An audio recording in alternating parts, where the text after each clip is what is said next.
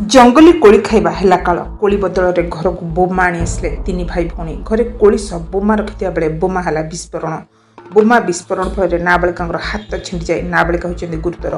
नाबालिका सह सान भौणी मध्य गुरुतर आहत होइछन्ती गुरुतर दुई भौणी को टांगी गोष्ठी स्वास्थ्य केन्द्र में भर्ती करा जायथिला पर अधिक चिकित्सा पे भुवनेश्वर एम्स को स्थानांतरित करा जायछि। एभली घटना घटिछि चिलिका ब्लॉक हाटबरडी ग्राम पंचायत जयंतपुर ग्राम रे जयंतपुर ग्राम बुल्लू बेहेरा दुई झील राजलक्ष्मी बेहेरा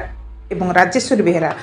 निजर भाई सह घर निकट जंगल को जंगली कोली खाइबा जाइथिले। जंगली कोली तोलिया सह बारहा शिकार पे रखा जाइथिबा बोमा को भाई भौणी तीन जन घर को नहीं आसते। जंगली कोली खाइबा सह बोमा को